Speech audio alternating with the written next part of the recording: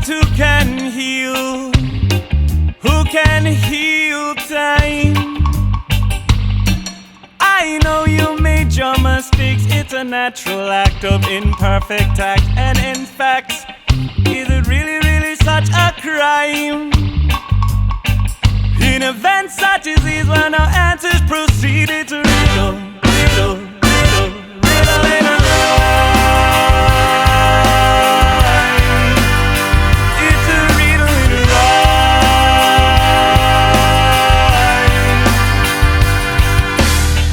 All through the obstacles around, it's truly only freedom that surrounds. With every breath, a living voice. With every rest, yes, there is a choice. And to see what you want to see, for it to be there must surely be mountains to climb, cliffs to scale, bridges to build, and we will persevere. And we will persevere. And we will persevere.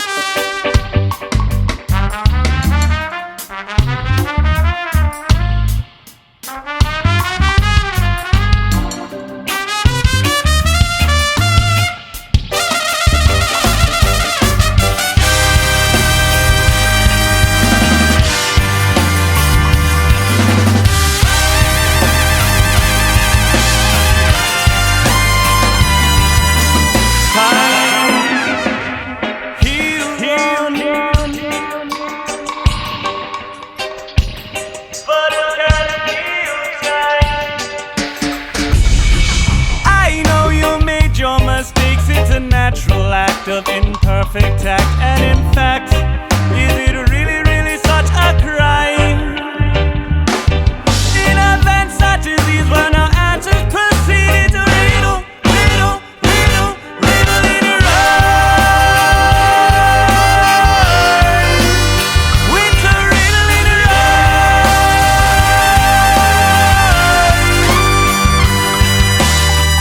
It's a riddle in a, it's a riddle in a. It's a riddle in a, it's a riddle in a, it's a riddle in a, it's a riddle in a, it's a riddle in a, it's a riddle in a rhyme.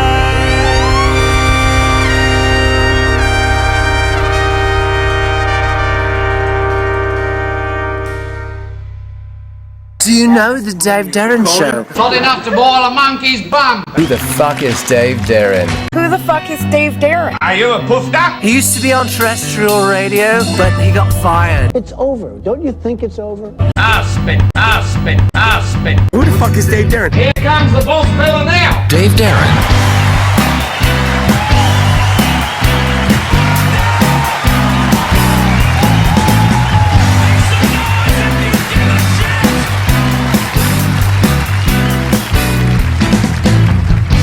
Say your prayers, it's a long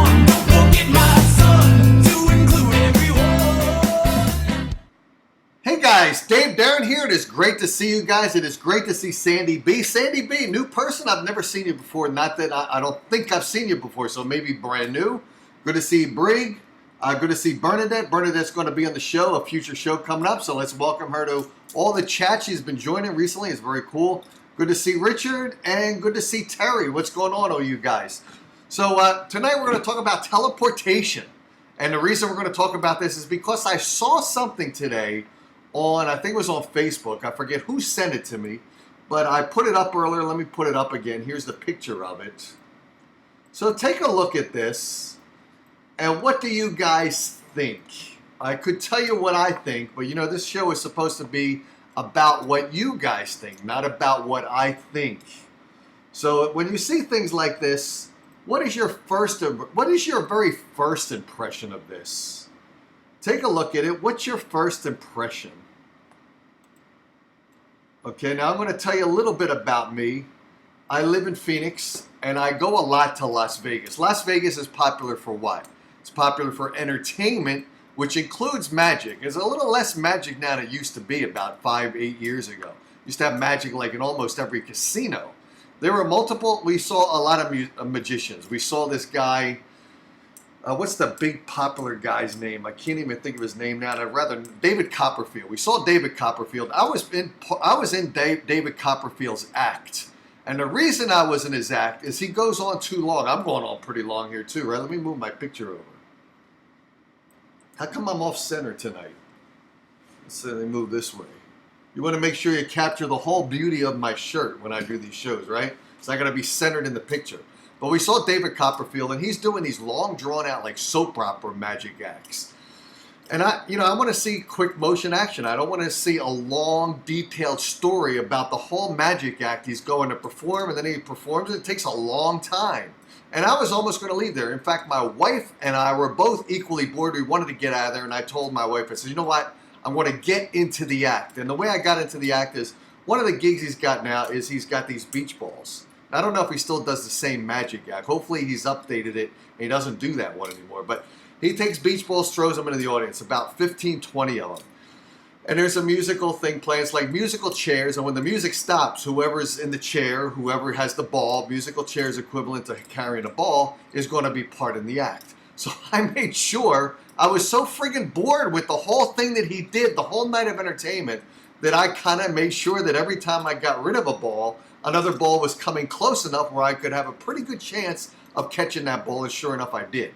So I got in the act that he did, and I'll tell you, when the act was over, they call us in the back room, and they tell us, they say, you know, David and his cast have spent a whole lot of time on this act, so we'd appreciate it if your wife asked you how this act was done. We would appreciate it if you don't tell your wife how it's done, because then it's going to go to wife, family members, and all that. It's going to spread out of how this act was done. And we all live on this. And by the way, David Copperfield's not telling you this. Sort of his assistant is telling us this in the back room, all right? So this is what happens. Then I don't even think David Copperfield came out. I think he did. I think he came in the back room for a very short amount of time.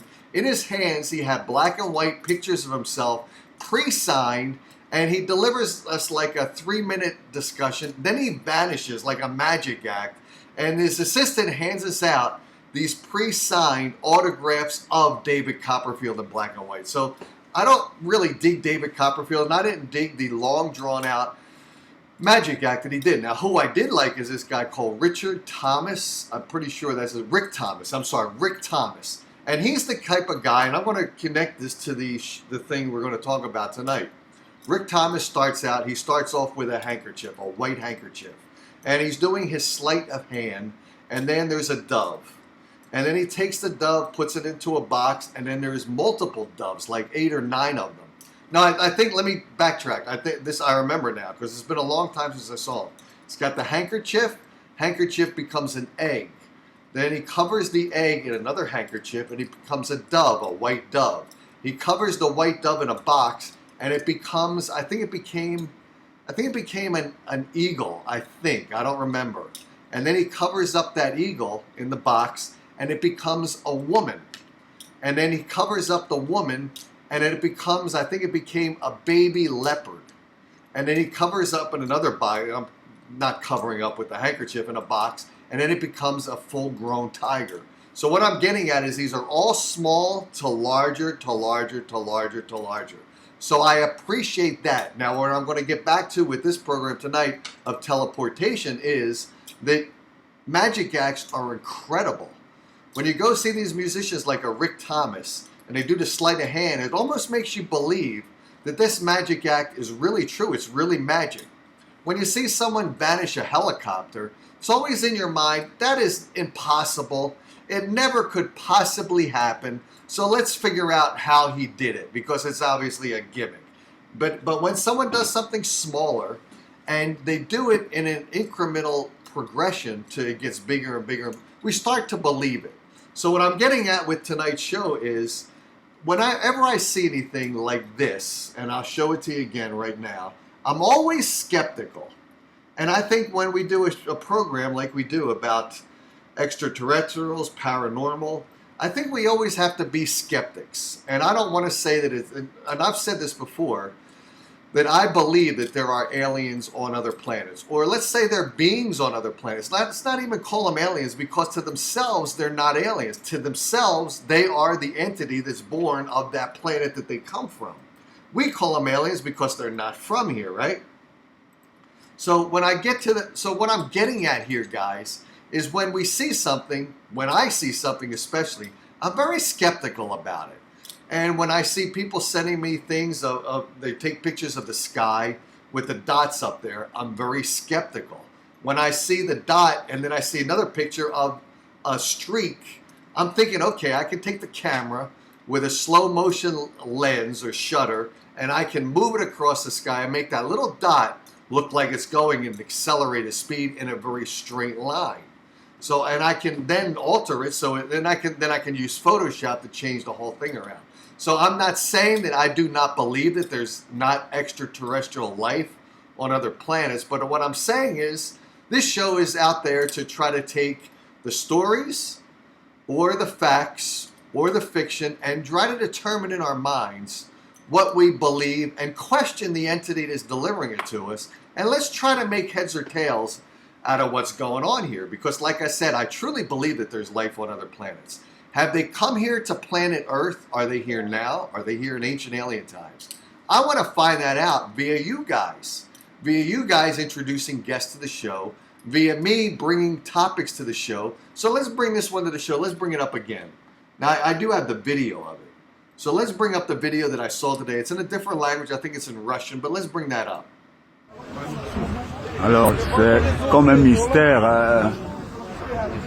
Un arbre qui transperce une voiture de part et d'autre. C'est vraiment mystérieux. Il y a du monde autour. Je suis à côté. Je comprends rien.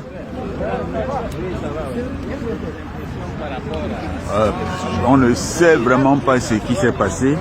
Voilà la voiture traversée et l'arbre qui déborde en bas de la voiture. En bas de la voiture, on voit la souche de l'arbre là-bas. Voilà. Et on ne sait pas comment cette voiture en est arrivée là. C'est incroyable. Alors, c'est un miracle. C'est incompréhensible. Au-delà de tout entendement, oui.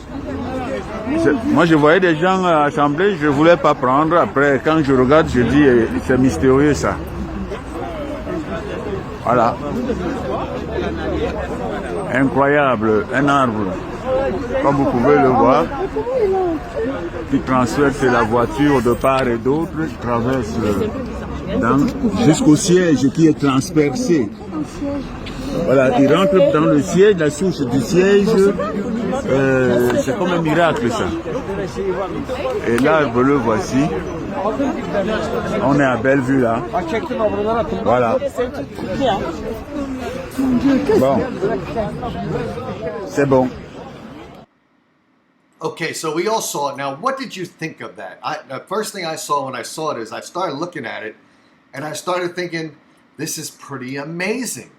It is amazing, and I'm looking at it, and the first thing I start to think about, the very first thing I start to think about, and it's interesting because last Thursday, I met a guy who came from New Jersey. He came to Phoenix, Arizona, and he owns a DeLorean, so him and I were having some drinks at this casino where we can do karaoke, and I was so involved in the discussion with him that I never even got to sing a song last Thursday. So I'm talking to him, and he says, you know what, Dave, when you do your extraterrestrial show, what you should do is you should try to take things that are presented as real, and then the person you're talking about who's presenting something as real, you should ask them how they could think in their mind how something was fabricated that they're presenting is real. And so that's what we're going to do here. So when I look at this, and some people said that this was a piece of art, and actually I read a couple threads of them saying that this was a piece of artwork, and then I had someone else say, maybe it's called artwork to pull us away from the fact that this is real teleportation. So we got one group of people that says this is artwork.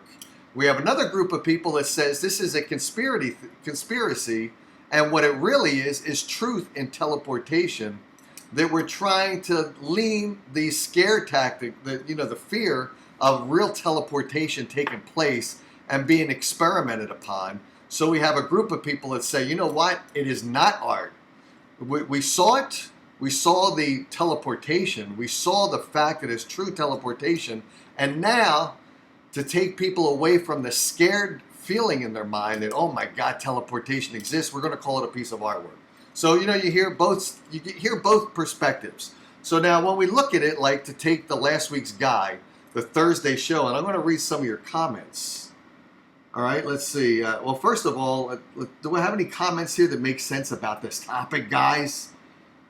Let's see. And if you want to call, by the way, it's 480-236-2111. You call up and you talk to me about this. I don't have any guests tonight because I do shows on Thursday night. I don't usually do shows on Monday night. Tonight's Monday night, right? So let's get back to this. So I showed you the video. So let me show you a picture that I took of the video. All right, I'll zoom it up so you guys can see it a little bit better. First thing I think of when I see this is I think about how this could possibly be done quickly and by an amateur. And when you look at this, obviously this was not done by an amateur. This was done professionally. Because first of all, if it was done by an amateur, the amateur might have like a stick there, but this is a full tree because there's actually vegetation on it on the top. Now I cut that off so you don't see it, but it is actually a tree with green growing on it with limbs and branches, and it's a tree branch. Now the other thing is, if I was there, I would want to touch it, because then you have to think about it. Okay, is the top of it here, is it sectioned off so it unscrews so that when he's traveling down the road with this vehicle, assuming this vehicle is probably on some kind of a transport device, not teleportation, but like it's on a truck or something like that, being brought to this place where some people saw it being dropped off. And how did they sneak it in where some people that saw it dropped off aren't then not completely mystified and entrenched in watching this? So those people have dissipated. Now, how did they make that happen? I don't know. Maybe it's been there like 4 hours and they waited for all the people that weren't shocked by it to go past and dissipate. And now they got all the people that are shocked and mystified by seeing this. But if you look at it, first thing I thought of is this tree really a tree? So I would want to touch the leaves to see if this is a real tree or if it's a prop. Then I wanted to see if there's a separation here so that they could move this vehicle on probably a tow truck of some type of flatbed. And then instead of having to drive down the road with the full extension of the tree, if there's a place where it separates and unscrews and they screw it back together and they put some kind of wood putty on it so that it fills the gap and you don't see it. So that's the other thing I was thinking about. Then let's see, I'll go through some other pictures here. Let's see, I'm going to pull up the second picture here.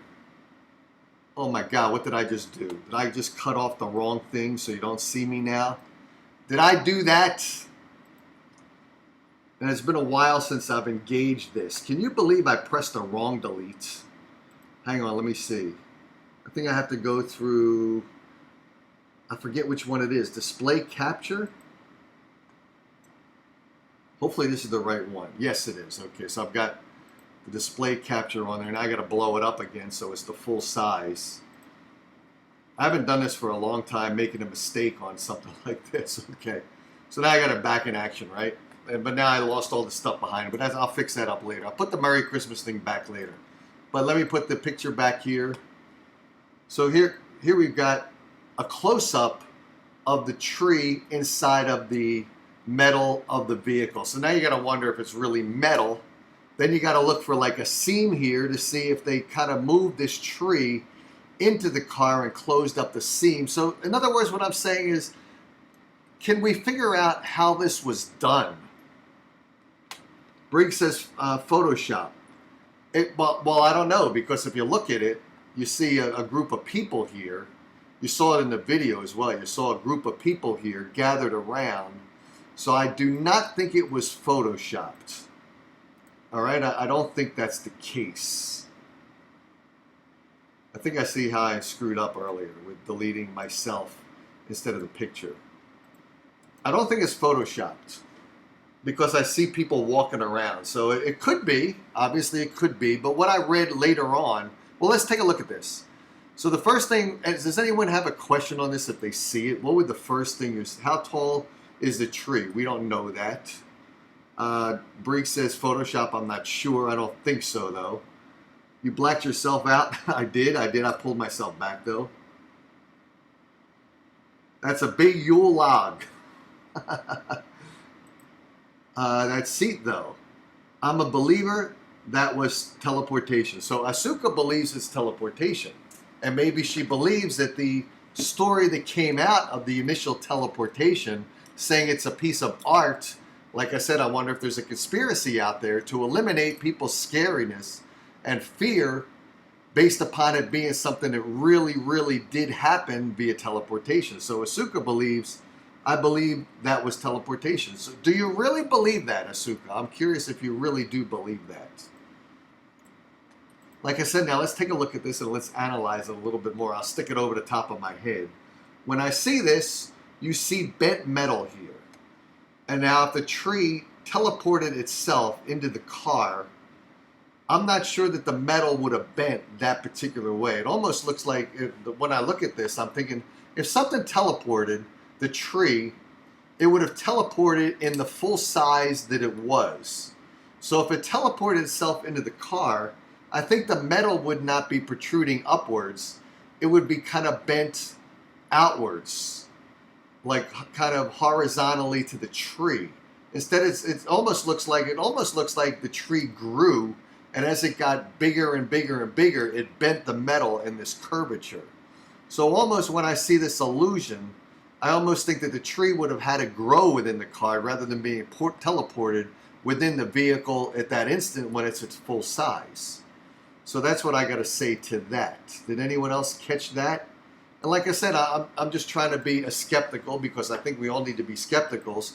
When we do a show, as this type of show is, where I'm trying to get more factual than illusions.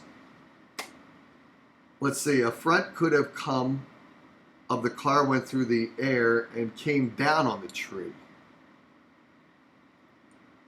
A front could have come of the car went up in the air, I guess that's air, and came down on the tree. I kind of thought that as well, but when we're talking about teleportation, we're talking about things that are, the car was there. I don't think we saw an individual inside the car. So I think the car was supposed to be parked and not in the air and nothing like that. And I think the tree was supposed to be teleported into the same exact area as the car was. So Richard says he's a skeptical. I am also, so that's why I'm here.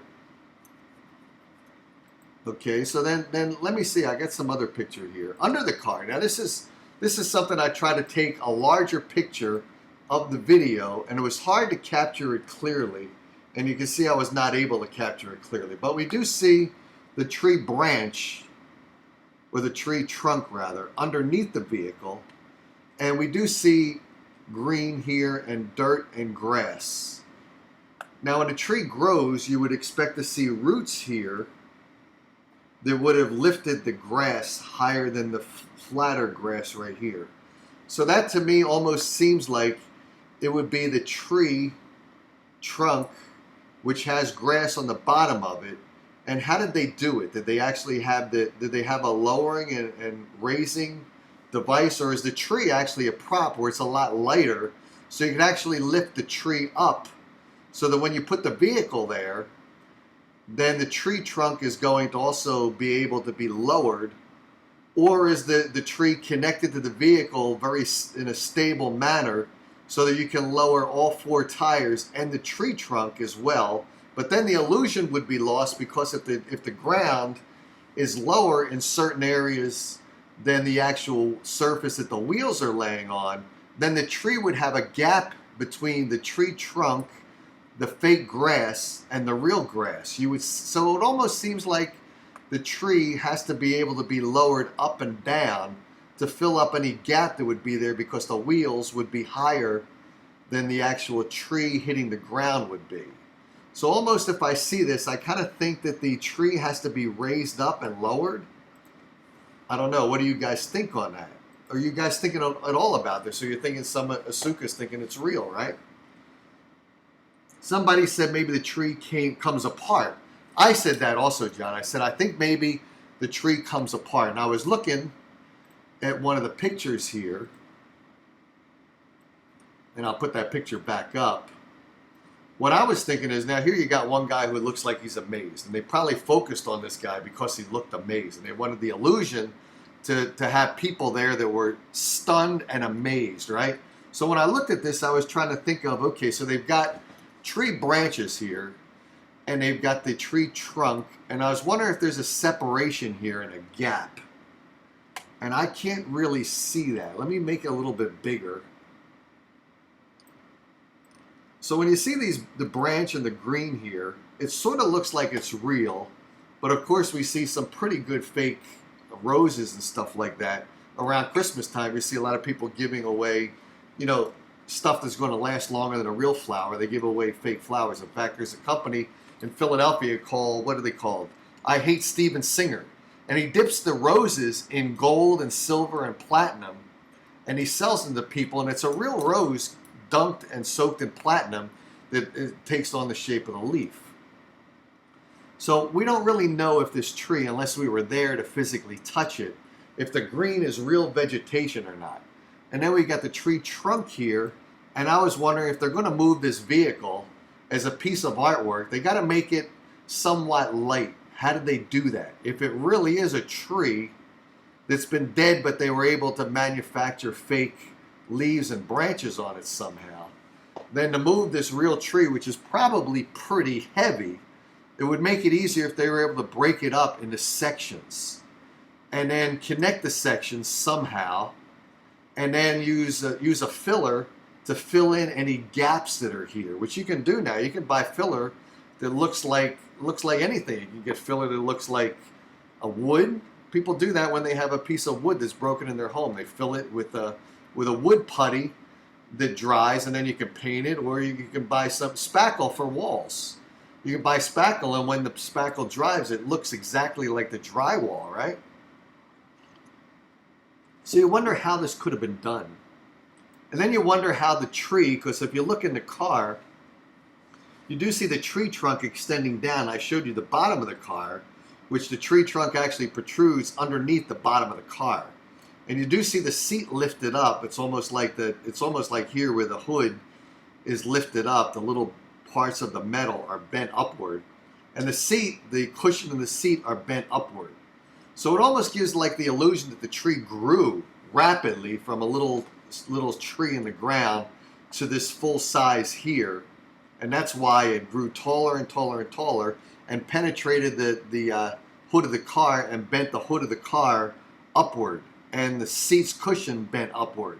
Instead of the teleportation, I think if it was teleported, it would actually be, the metal would be sort of more bent horizontally instead of upward. That's kind of what I think. So the illusion's kind of giving it away a little bit.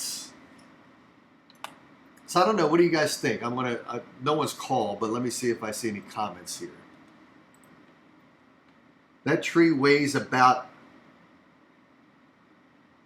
a tree. I can't. Let me put my glasses on here.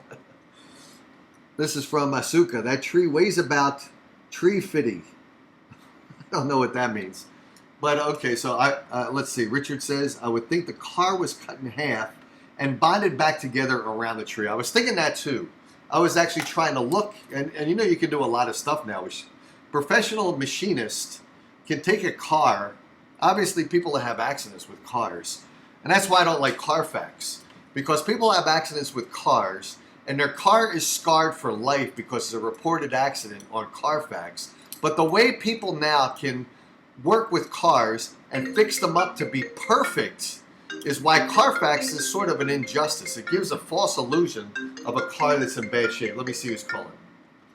Hey, this is Dave Darren. You're on the Dave Darren Show. What's going on?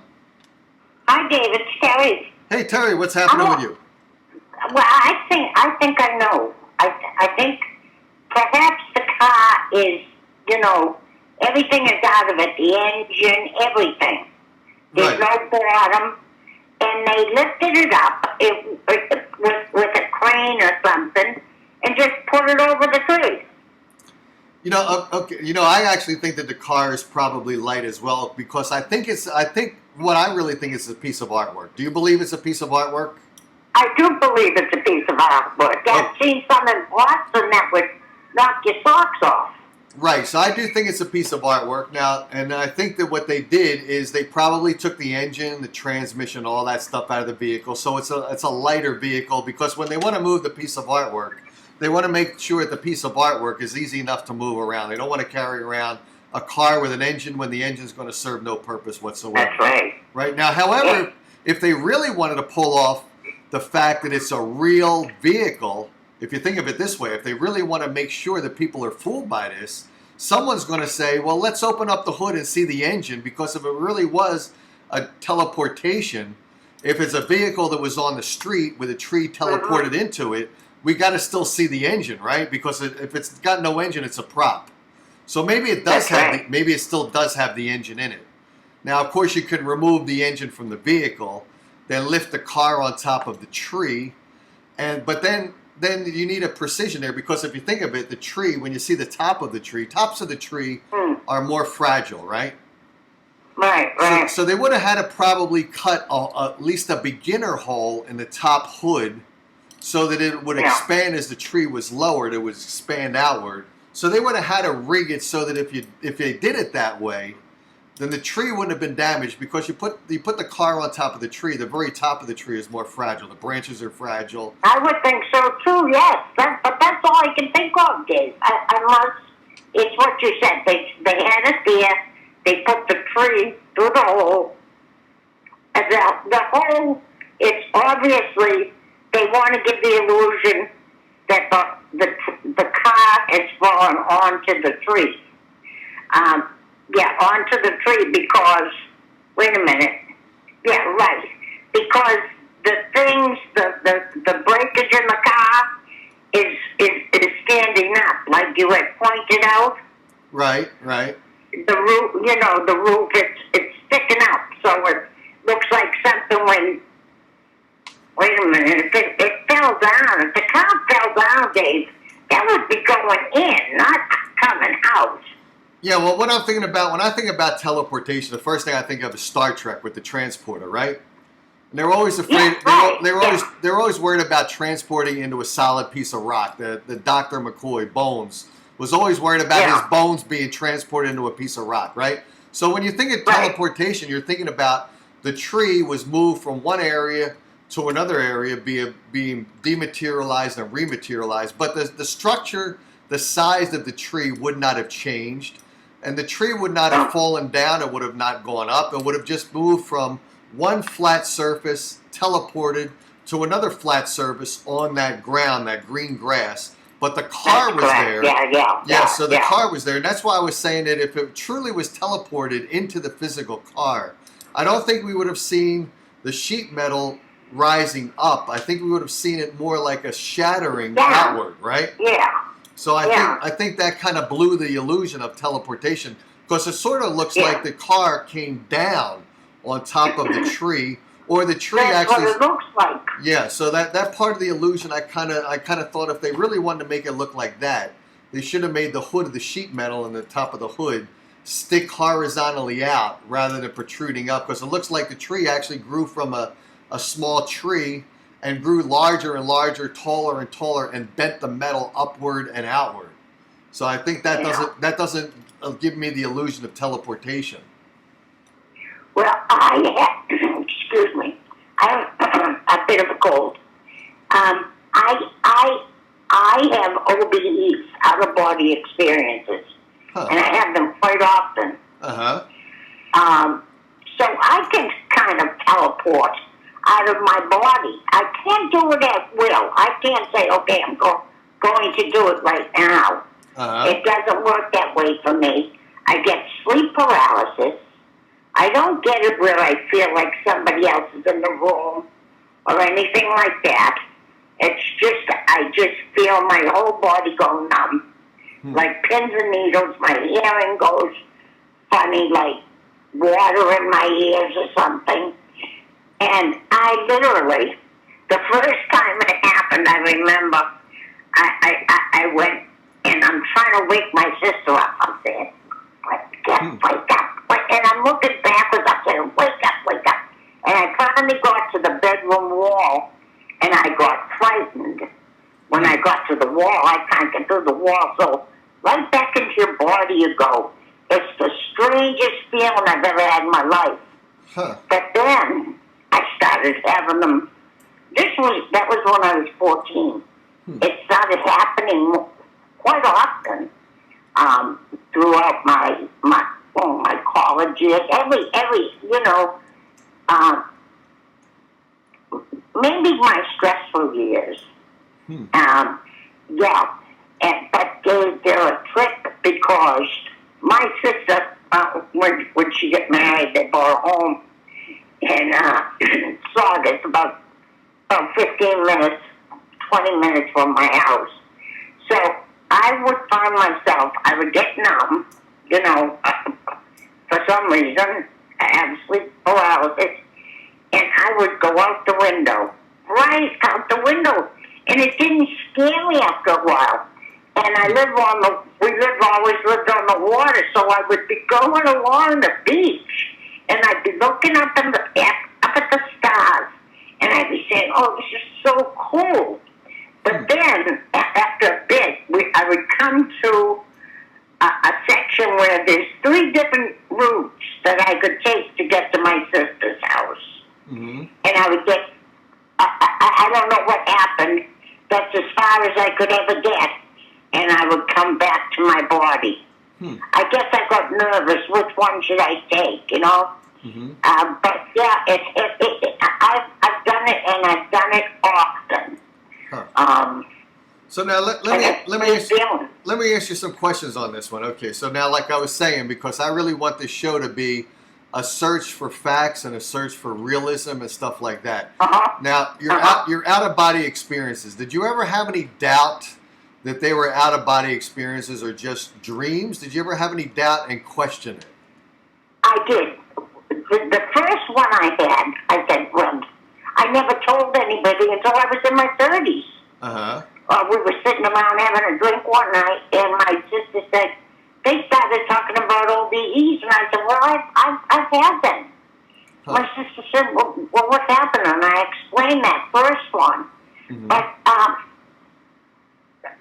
was embarrassed about it. I thought I was kind of freakish, I didn't know what it was, Dave. I had never heard of out-of-body experiences until my sister, my older sister, had mentioned out-of-body experiences, and then it came to me. Out-of-body experiences. That's what I've been experiencing. Right. Now let me ask you this: when you have an out-of-body experience, do you vividly see things around you? You have an out-of-body experience? You go to a place other than where you are right now. Can you vividly see every detail wherever you visit? Can you see good detail? Well, I usually stop at the beach. Okay. That's where I would stop because I knew once I got to this part of Revere, it was Revere Beach, once I hit Revere Beach, I was going to get confused and back into my body. So I met this guy at the beach, and he had a condominium that overlooked Beachmont Beach. So I decided I'm going to stop there at the beach, whistle up to him, you know, and see if he can sit and see if he can see me. Well, nobody answered, of course.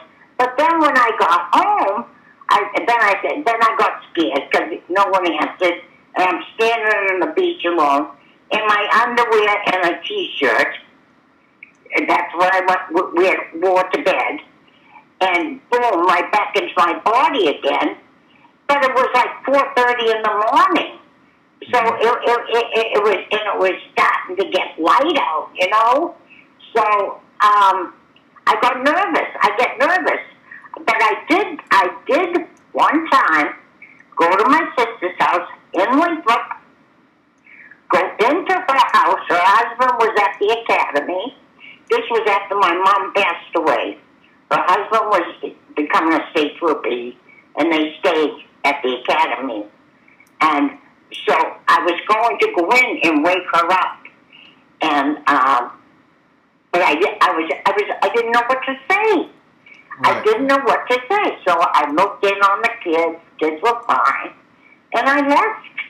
But I left by floating down, you know, out the door and down the street and to my own home. So I don't have proof. I never grabbed anything from any place. And I never, of course, when my sister moved to Saugus, which is about 15, 20 minutes away by car, I never got that far because, as I said, I got scared at some point. There was another way for me to go. I don't know why I didn't try the East Boston way. Right. Oh, I have to tell you one more. I went to my friend Darlene's house once, and then the next day, she said to me, "Terry, I could have swore you were in my room last night." And I said, "Really? Why do you say that?" She said, "I don't know." She said, I just thought that you were in my room last night. I thought that was good because I was. Wow. But I didn't tell her. Wow. Well, now you know what I would suggest anyone that can do this sleep paralysis and do their out of body experience, because I know some of you had said you do that.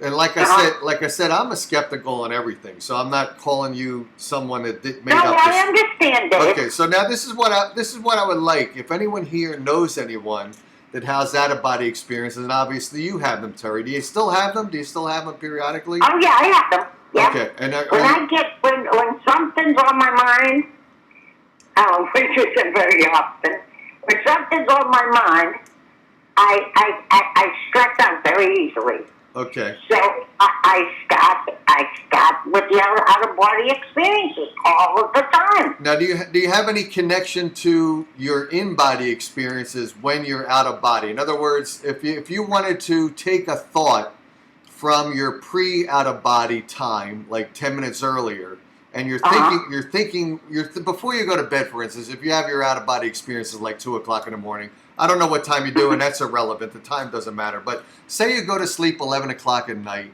Can you put into your mind, if I have an out-of-body experience tonight, and if I go any place, I want to be more observant of the environment around me? Because this is what I want you to do.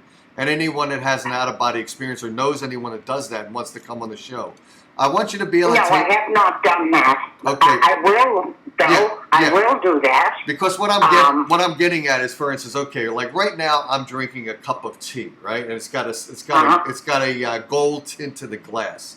Now I just started using this glass. I used to use the one that has a guitar on it. So now, for instance, if today was the first day I started using this gold cup, and I went to sleep and I had an out of body experience, and I was No, if I did. If. Yeah, okay, I'm sorry. Yeah, now I don't sleep in this room. I sleep in the other room with my wife. So now, if I had an out-of-body experience and my out-of-body experience took me to this room, if I could, I would try to remember what I saw in the room today that was different from another day, and I would try to focus on it. In other words, if you have an out-of-body, that was a bad description. If you have an out-of-body experience, that's a good example because I've done that, of course. Yeah, well, what I mean is, for instance, if you have an out-of-body experience and you meet your aunt in another house, if you can remember in your mind, Dave said to me, try to remember what is there in the room. Try to focus on individual items. And the next morning you call up your sister or your aunt or whoever it is and say, I teleported. I didn't teleport. I did a out-of-body experience. I was in your room last night. I saw on your desk you had a card there that you're going to give to your sister for Christmas. And I noticed it had a Christmas tree on it. If you could focus on individual items when you have your that would be a proof of the out-of-body experience, because you saw something in your sister's house that typically wouldn't be there. Like a Christmas card wouldn't be there for a week. It would be there for maybe at most a couple days. So you saw it at this moment. You called up your sister, and I had an out-of-body experience. I saw the Christmas card to your mother on the table, and it has a Christmas tree on it, and I saw the stamps next to it were Elvis Presley stamps. You were going to stamp and try to focus on things you see. That's what Dr. Taylor did. There's a Dr. Taylor. He started having out-of-body experiences. My God, Dave, the first thing he did was somebody said, I think it was his teacher, said, or his professor, why don't you come to my house and visit me? Well, he did exactly what she said. And she must have given him the address, naturally. He went there, and he said, well, this can't be right, because I know she's married, and there's a bed way, way over on the other side of the room. And it looks like she broke her leg. Looks like there's a cast on her leg. So anyway, he told her the next day, and she said, that's funny. I forget his first name. I should know it by heart. She said, he said to her, well, I thought I went to your house, but you don't have a broken leg. She said, what do you mean? He said, well, I saw something wrapped around your leg. You had a broken leg. She said, no, I go to sleep at night with a heating pad around my leg. And that's what you saw. He said, really? And then he said, I saw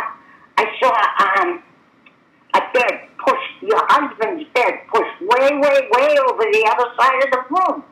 And she said, that's right, he snores and I can't stand it. So he sleeps over the other side of the room. Right. So he was there. Wow, okay. Yes, and you know, and I thought, that's what I should do. Things like that. You know, be more observant. But Dave, I still get a little nervous. I like it. I like the feeling. There's nothing like you go out your window and you know you're going out your window. Yep. And then you go up. And Dave, there's no feeling like it in the world. Well, maybe what I believe it is that your soul leaving your body. Well, I wonder how many people... Because my body is on that bed, because I look back at it. Now, I wonder how many people have sleep paralysis. Now, I probably had sleep paralysis maybe about 2 years ago, and I had it repeatedly for about 7 months, about once every 2 weeks. And I remember it. Good, Dave. Maybe it happened about 12 times or something like that. So it wasn't every 2 weeks. It was longer durations because it was maybe once a month for 12 times over the course of the year. And I remember it was during a more stressful part of my life. And that's what it was with me too, David. Yeah, now I never Ariana might know about this. Azaria. It's not her name. Right. Ariana. Azariana, right. Azariana. Yeah. I finally, after making a mistake on it multiple times. She may know about these OBEs also. Yeah, now I had sleep paralysis, but I never had an out-of-body experience. I just had sleep paralysis. It kind of shook me up because the beginning. Yeah, because it kind of shook me up because I felt like I was awake, but I could not move my body for about 12 or 15 seconds, and it kind of freaked me out. And then I always felt I had like a little, some kind of a buzzing or something like that. And yes, that's what it feels like, David. And you have to scream at yourself to move a finger to wake yourself up, right? Yeah, and I remember when it happened, and I was fearful that, oh my God, did something happen, or now I'm paralyzed? But then I came out of it. But I always remembered I was fearful that from that point forward, my body is paralyzed. Something happened at night, I had a stroke or whatever, and I'm now fully paralyzed for the rest of my life. But after about 15 seconds, I came out of it. And I remember it wasn't a gradual thing. It's just that I got full use of my body within that instance. Everything came back. So I never had an out-of-body experience at all beyond the sleep paralysis. No, this doctor, Dr. Taylor, says that the sleep paralysis is the beginning of an OBE. Oh, is that right? Okay, so I'm lucky that I only had it for about a year, and I didn't he's not progress. the first one to say it. I've heard many doctors, at least 5 or 6, and Sparky would probably know about this also. At least 5 or 6 different doctors say that the beginning of an out-of-body experience will begin with sleep paralysis. So that's kind of interesting that you've had that. And the funny thing is, you said that you were under a little bit of stress. That's what brings mine on, is stress. Yeah. Now let me be a skeptical again. Let me say that, okay, when you're under stress, you're sort of overworked, your body is stressed, and your mind is stressed. So when you go to sleep at night with your body and your mind heavily under stress, where it needs rest, has probably been deprived of rest, you go to sleep, and sleep paralysis is just your body in a transition state from sleep to beginning to wake up. When your body's asleep and when your body is stressed with a lack of sleep and your mind has a lack of sleep, I wonder if there's some kind of a hypnotism there, or something that is some kind of illusion. For instance, if you take LSD, which I never did, your mind will see your mind will see what's not there. So I wonder if when you're in this transition of stress, where your body is transitioning from a deep sleep to a waking up, but your mind is already sort of ahead of itself. Your mind is awake before your body is, and the confusion between your body being awake and your mind being less awake, or the reverse, I wonder if it makes your body see hallucinations, your mind see hallucinations. It could, Dave. That's a good, analysis. That's good. But Dave, I would swear that I leave my body. My soul leaves my body, or whatever it is. Something leaves my body because my body is on the bed. I look back at it. I should have. You know what I should have done? Gone in and woken up my parents. I should have just gone in and said, "Mom and Dad, wake up." And then maybe they wouldn't have saw me because I'd be in bed, scared the shit out of them, I guess. But, maybe that wouldn't be a good idea.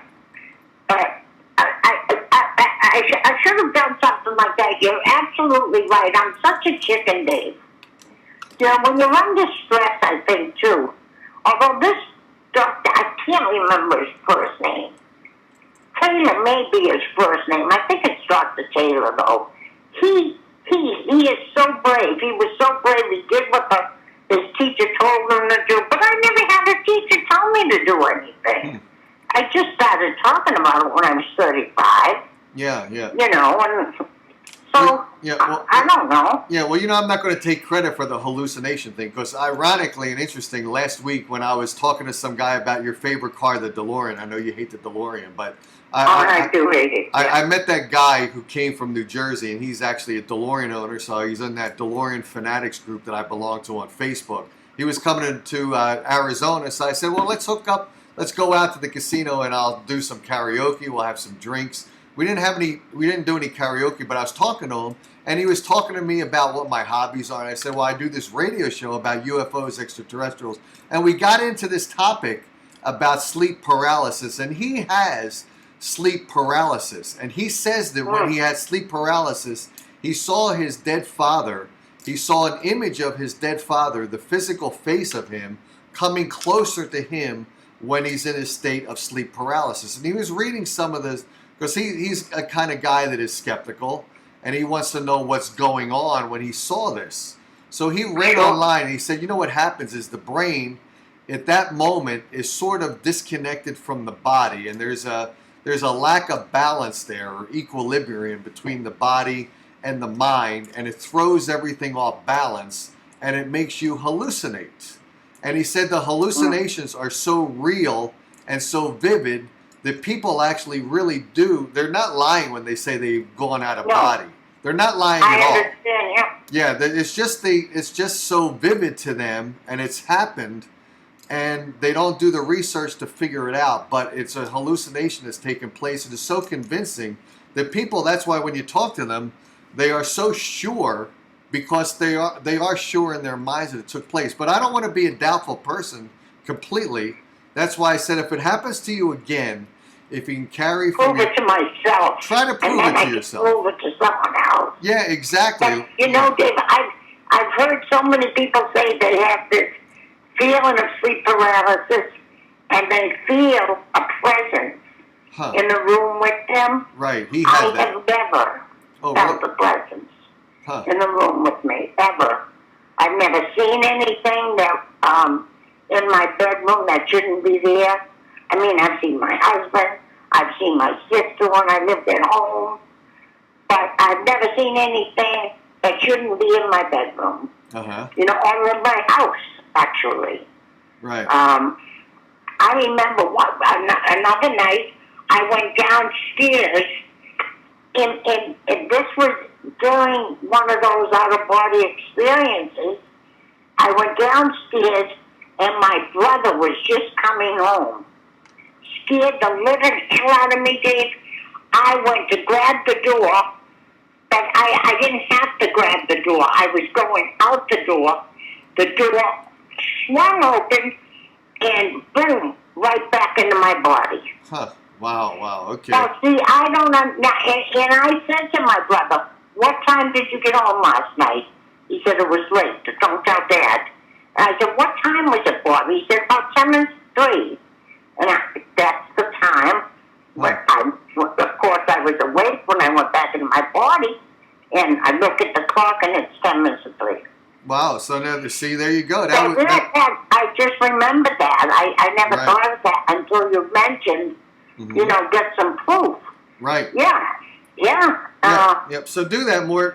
Do that more vividly. And another thing, for instance, I know that sometimes if you have a dream, and you wake up in the morning, most dreams that you have, do you remember all your dreams? Do you remember most of them, or do you remember not? No, I don't remember hardly any of them. Okay, but periodically you do remember them. I know sometimes if I have a dream and I remember it, it could throw off my entire day because it was so vivid that it infects your mind for your entire day. Some dreams that you have, you don't remember. Most of them, I think people say you dream every single night. But you remember. Yes, you do. Every 90 minutes, you go into REM sleep. Right. So you dream every night, but some of them you can carry into the next morning, and then some of them I carry the next morning, and about 20 minutes later I forget them. And I try to. What I try to do is I try to remember them so I can grasp it for longer than 20 minutes. But some of them, they are so vivid that they stay with you the entire day, and they make you off kilter for the entire day. So what I'm saying is sometimes the mind can be a tricky thing. Between dream, illusion, hallucination, reality, it can be a tricky thing to get a grip on. So you're going to try to do that. You're going to try to, next time that you travel via an out-of-body experience to a place that has detail, I want you to try to focus on the detail. But don't try to focus on like the TV was in this corner, because the TV's been in there. No. Yeah, because I'll do something that would be. I know. Yeah, something that might be different, because if you've been to someone's house repeatedly and the TV's in this corner, obviously you saying the TV's in this corner is not something that's different.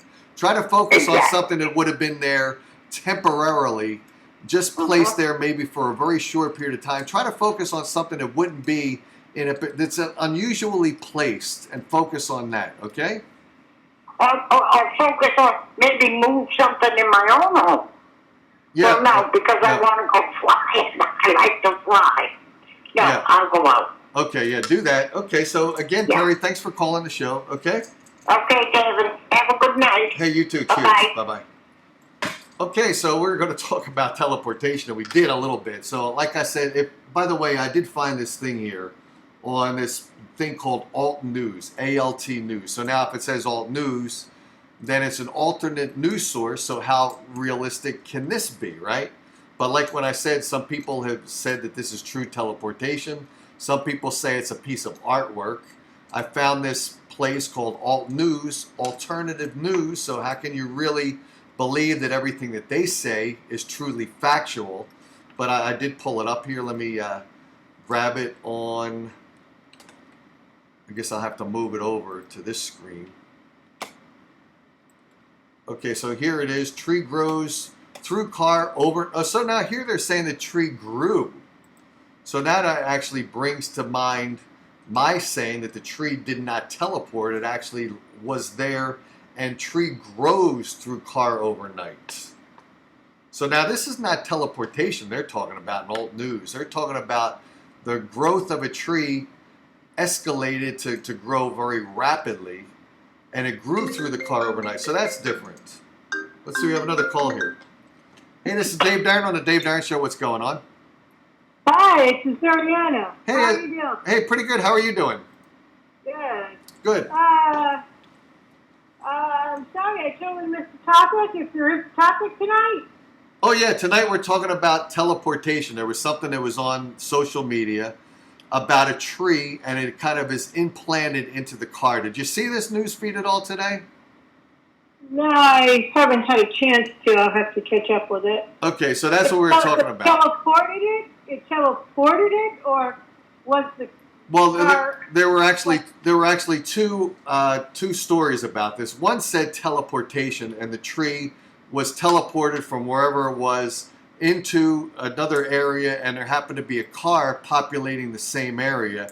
And the tree, like you see on Star Trek when they dematerialize, they always hope that they don't materialize back into solid rock. So evidently what happened is this tree was teleported from one area to another. That area was shared with a vehicle, and the teleportation embedded the tree into the vehicle. Now there's another story where it's not teleportation, it was like accelerated growth of this tree, and the tree grew and it extended itself into the physical car through the bottom, through the seat, and through the roof. So there's two instances. It seems like the teleportation would be more potentially accurate, because if a tree tries to grow, it's going to have a hard time getting through a piece of solid metal, because the top of it's going to be more fragile. So I don't know about that one, but that's what we're talking about tonight. Do you believe in teleportation? It's possible. Do you think that it's okay? But I would... Well, teleportation, it's possible. I mean, I would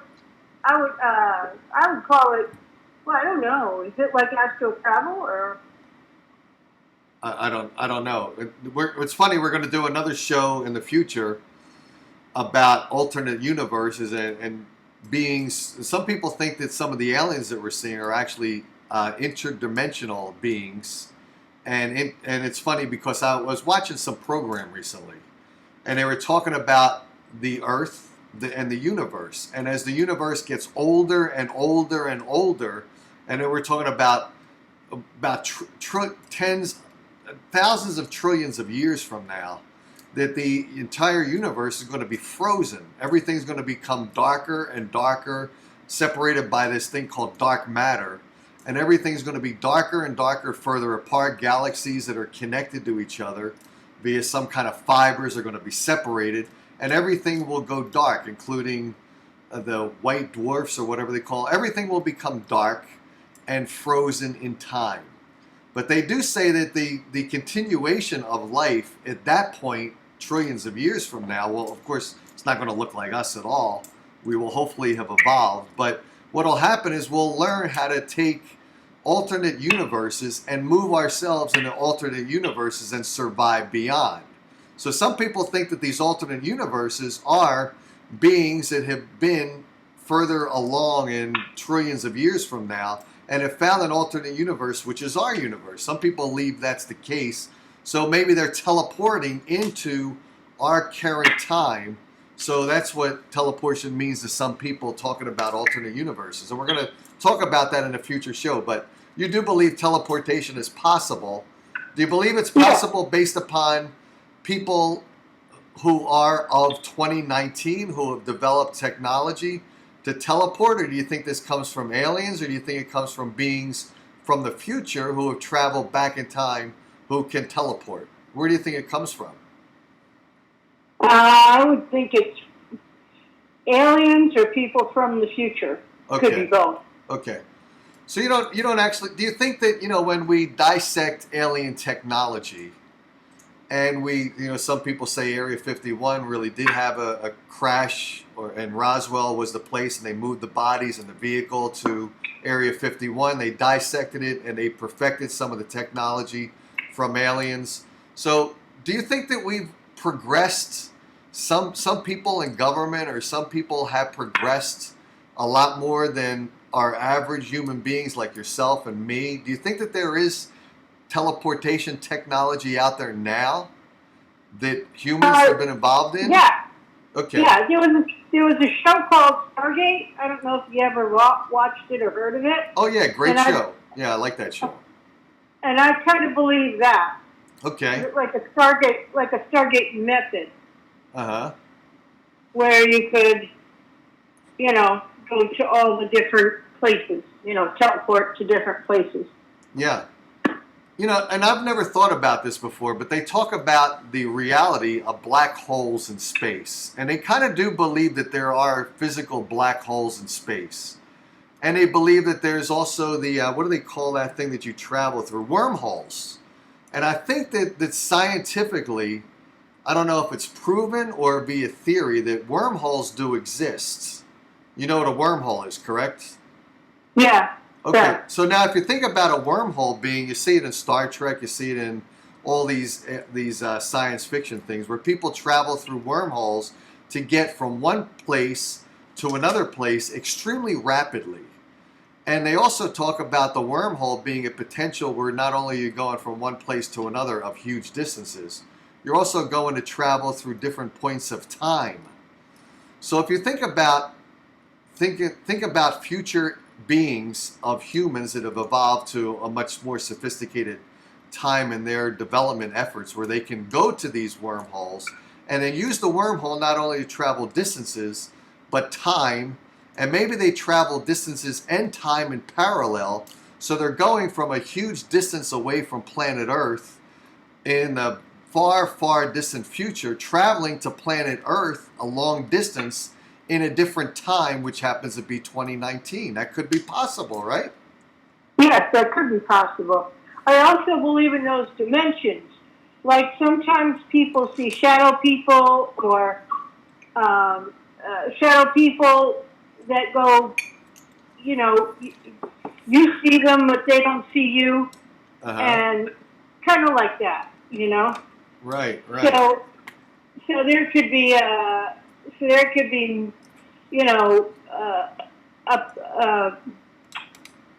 well, I would say a parallel dimension, whereas they're existing on the same plane, but different times. Like we're 2019, and they could be in the 1940s or something, Right. And we do see books periodically. We see books of people that look like the 2019 person way back in 1940, and we see a tremendous similarity. So we see that as well. We see evidence of that periodically. Now, I don't know how clear the evidence is or how we can really justify that it's factual. And that's what I'm trying to do with this show, is to try to bring more facts to the surface so we can analyze them and really say, okay, we've discovered this through our show here where we're all together trying to investigate. So, very cool. I'm glad you call all the time, by the way, Aziana. I always get your name. I always stutter on your name all the time. It's okay. So, It's okay. so I think we're going to talk. By the way, if you're available this Thursday, we're going to talk about mind control, and we're going to try to talk about how we can use our mind to try to do more than we try to do on a daily basis, but try to really use our minds to focus. Have you ever done that? Have you ever tried to focus your mind to the point where sometimes it's painful to try to get more out of your consciousness? Have you ever tried to do that? Yeah, I've tried it. Have you been I don't know. I successful don't know in if it I all? was successful though. Okay, have you tried it enough where you really tried? I imagine to really get good at it, you probably have to focus on doing it a lot. So if you, I used to have certain houses that I liked, and I would have liked to see the inside. I think I still do that. And I would focus, when I went to bed that night, I would focus on that specific house, what it looks like, what I think it looks like, things like that, you know?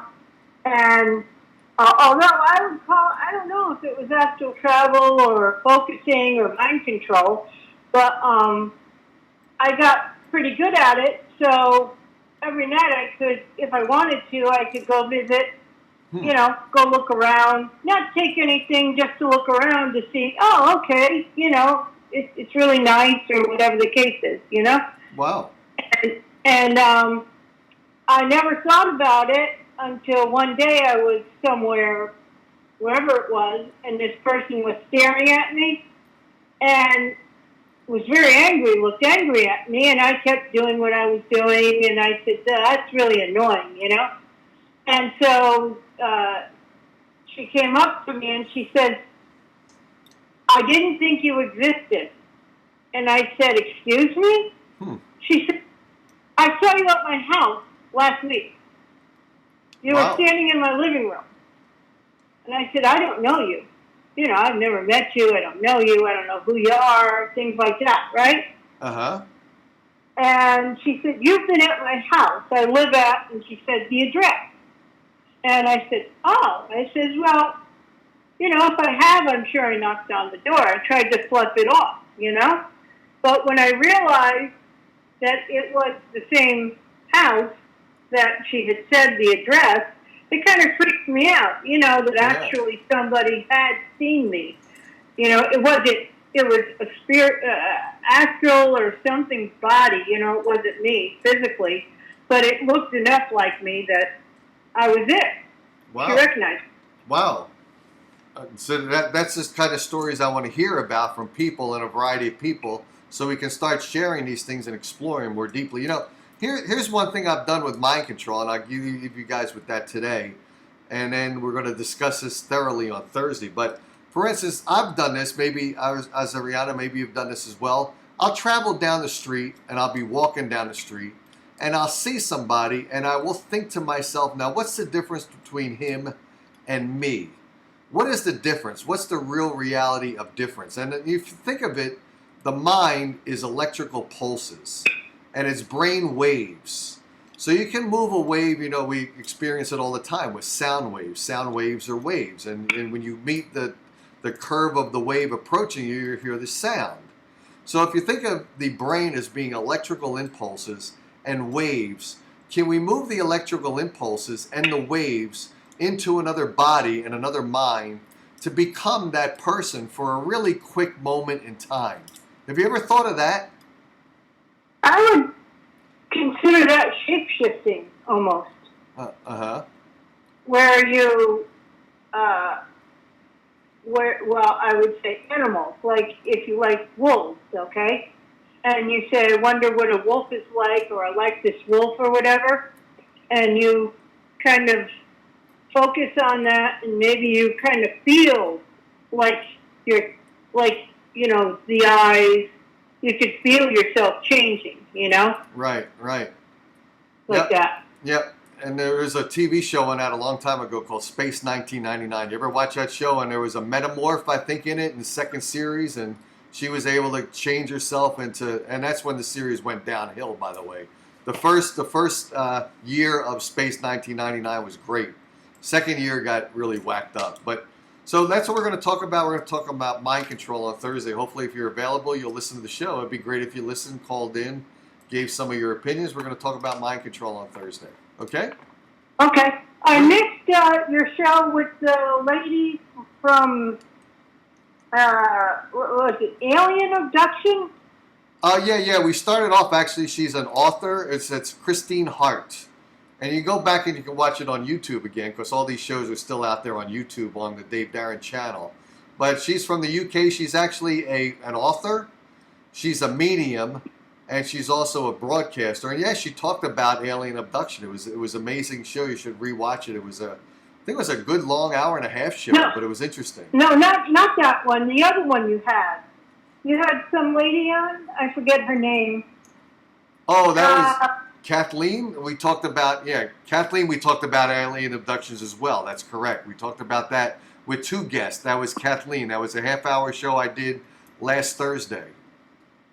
I missed that one. Yeah, you can still watch that. That was a half-an-hour show because I had a Christmas party to go to, and I was with the guy with the DeLorean that came from New Jersey to Phoenix, and I was talking to him about all kinds of stuff, and it got really interesting because he was talking about sleep paralysis that he's got. So next week, though, we're talking about this Thursday, we're talking about mind controls. Please join us for that, okay?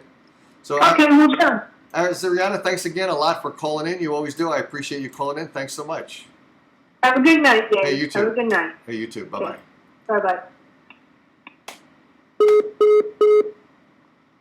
Okay, guys, that's the end of the show. Hopefully I didn't lose anything here. I don't see the feed anymore. Oh, there it is. Okay, I thought I lost the feed for a second. So let me drag this back over. I minimized the screen that validates that I'm still on the air, and I thought we were off the air for a second. Let's see. Anyone have anything to say? A lot of comments. By the way, all you guys that comment, if you could do us a favor and just call up the show rather than comment, because it's very hard for me to try to have a conversation with you guys, have a conversation with the guest, and then also read the comments. It's pretty tricky. So if everyone could do that, call in, or if you have something to comment about. I can't read the comments as thoroughly as I like to. It's easier if you call in and express yourself that way. That's all I got for tonight, guys. I'm going to see you guys I'm doing a show tomorrow night, too. I forget the topic. But tomorrow night and Thursday, I forget what the show is tomorrow night all about. But we're going to cover something tomorrow night. I forget off the top of my head what it is. Thanks for joining. Please share the show so others can participate in it. And when others participate, we'll get a lot more variety than just me doing a monologue here or having a couple people, Ariziana and Terry, call a lot. It'd be great to have a lot of different callers that talk about a diverse set of topics that we haven't even conquered yet. So if you share the show, it'll be more people will join, and we'll get a lot more diversity in topics. And you won't have to hear me talking all of the time about these things and doing a stand-up monologue. That's all I got for tonight, guys. Let me close the show with my closing theme song. Here we go. See you guys tomorrow night. Ciao. Do you know the Dave Darren Show? He used to be on terrestrial radio, but he got fired. Here comes the boss fella now. Dave Darren.